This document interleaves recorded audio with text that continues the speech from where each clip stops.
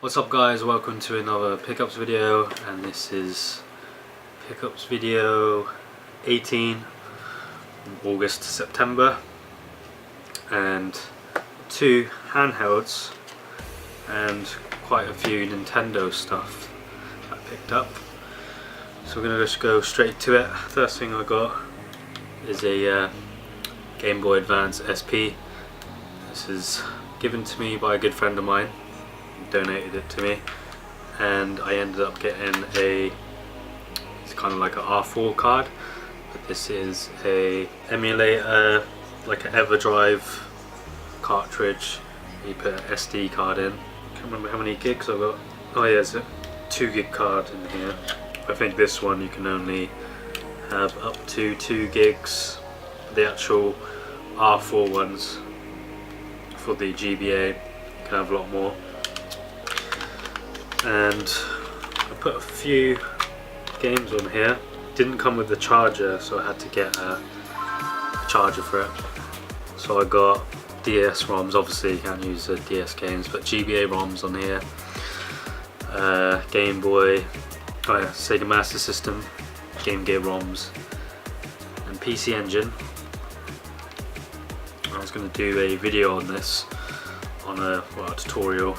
Next we got is a Nintendo DS, or DS Lite, and I got this from a charity shop for £10, and works pretty well. It didn't come with anything, no charger, but it was fully charged. It's in really good condition, and I actually picked up a R4 card for it. Put a few games on here, and it had a couple already installed. Had a new Super Mario Bros. A couple games there, so that was cool. I've never actually owned a DS, and this is actually my first Nintendo DS system. I've got a Game Boy, and I've had a Game Boy Pocket before, and also a GBA. Never had an SP, so pretty awesome stuff. To put more games on it. Really good system, especially for, I think personally, the GBA is great for a lot of the older games, like Game Boy Color, Game Gear, just because of the screen.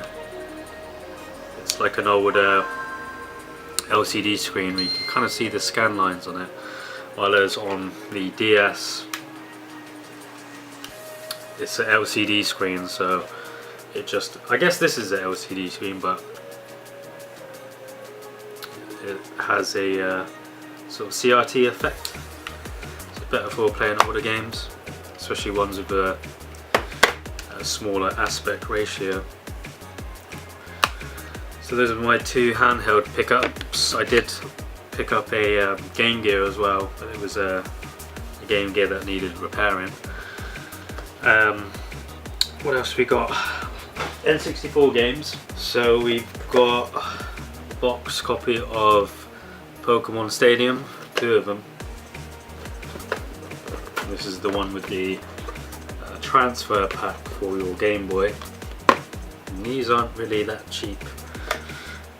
Some people are selling these for like 60, average to 50 to 60 box. I managed to snap these up like on auction, so happy with that. Like the cart alone itself is just it costs like 15 on average just for the cart, and I've never actually had this before, but I played it at a friend's house a long time ago, and it's an awesome game. I really like the mini games on this, and I didn't realise they made a number 2 of this, which goes for even more. So I'll do some gameplay of this. Great game to play with your friends as well, like 4-player. So happy with that. Next up we got is Fighter's Destiny. This is the first fighting game I played on the N64 when my brother had one, like borrowed one off a friend, and it's alright. I did try it out, and it's a lot harder than what I remembered pretty generic fighter. The box was a bit tattered. I ended up putting a protective sleeve over it, and it didn't have the inlay either. The last N64 game is 007 The World Is Not Enough, and this is a pretty good game. I think it's the one after GoldenEye. So gameplay is basically GoldenEye with better graphics and more multiplayer options, although I do prefer the GoldenEye game just because of how much fun I had playing that. But this is also good for 4-player action on the on the N64, and it comes boxed and complete. Got one GameCube game, and that's Medal of Honor Rising Sun. I think I might have played this on the PS1, but not on the GameCube. Picked this up for like 20p, which is really good. Comes with 2 discs, must be a long campaign in the manual. And I was really into the Medal of Honor series, especially Allied Assault, but I mostly played that on the PC, playing online, and had my own like little clan. But not too fond of the console versions of the Medal of Honor games, just because they are a bit inferior in a way. But this actually looks alright, so I'm going to have to try this out on the GameCube. Got a few Game Gear games boxed. First one is G-Lock Air Battle, and not actually played this, don't know much about this game at all. Looks pretty old, 91, so sort of like the release of Game Gear. Even the box art is different than what I can remember. G-Lock Air Battle by Sega, 1 and 2 players. And it looks like a shoot 'em up. Strap yourself into the G-Lock superplane and destroy the demented Future World Army and their multinational death squads. Sounds pretty fun.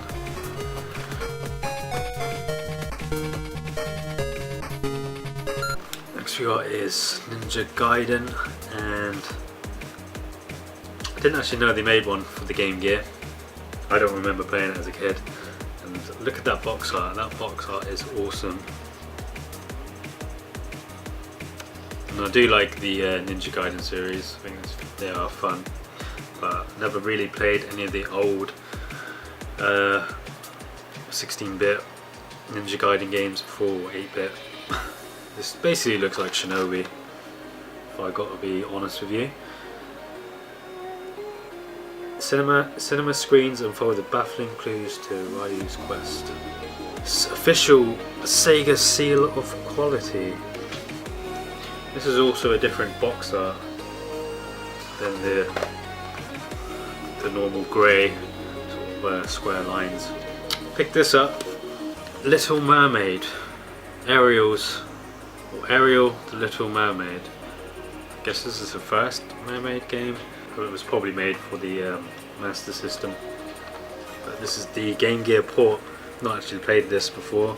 Did try it out, and it plays alright, plays pretty well to be honest. Better than what I thought, because you get some Game Gear games and they look a bit like there's too much going on, a bit fuzzy, a bit blurry. But this one is actually quite vibrant, like the colours and stuff. And I guess it's like a combination of when you go underwater world in Mario games and Echo the Dolphin. It's probably the best way I can explain this game.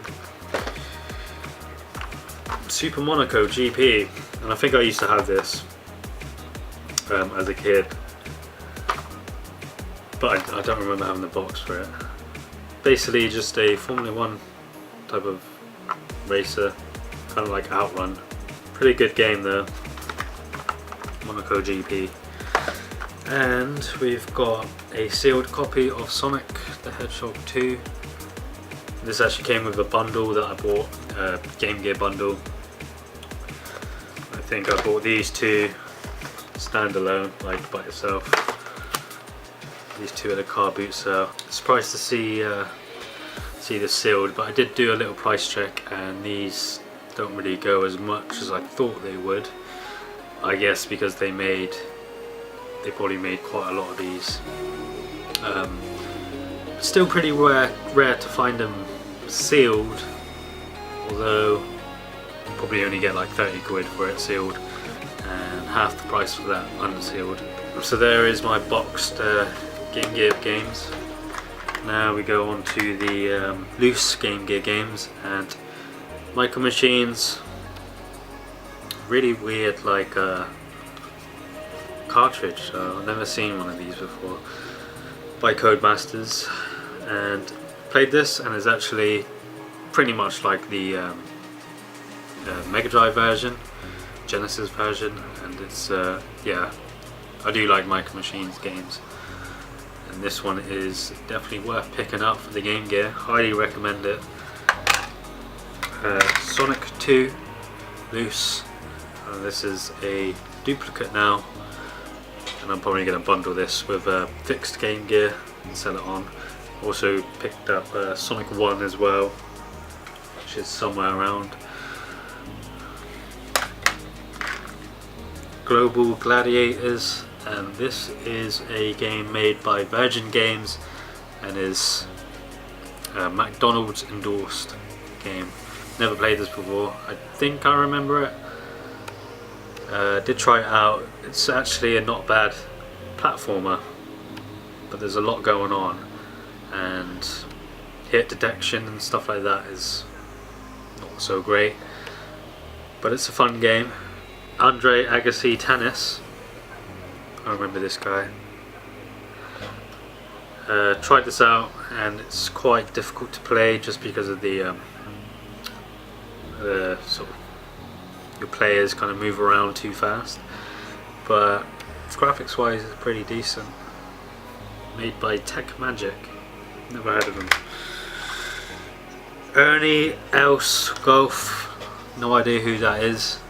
Again with the big cartridge, made by Codemasters, and I did actually try this out and it's pretty cool. The graphics are like Mortal Kombat, the sprites where it's photo imaged, and kind of a 3D effect. It's actually a pretty good golf game. I only played it for like 10 minutes, but I'll probably keep this.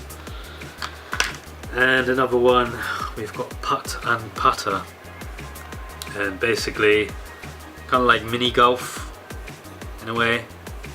Tried it out for like 5 minutes, didn't really get into it.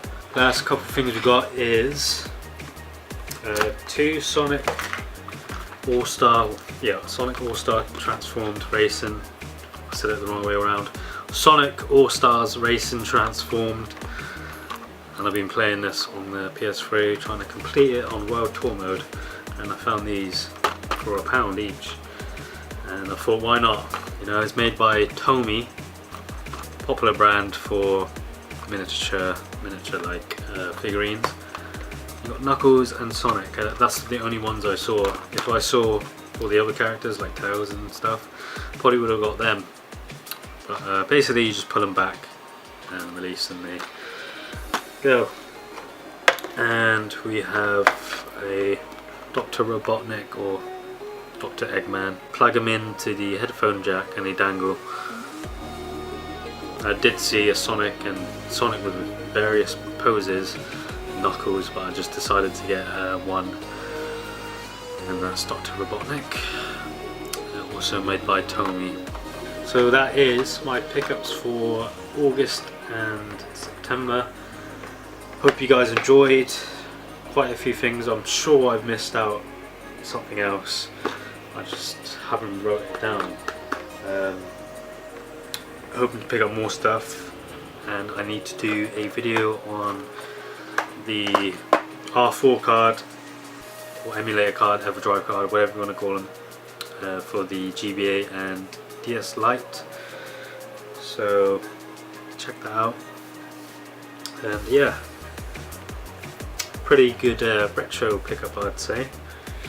A lot of Game Gear stuff, and N64.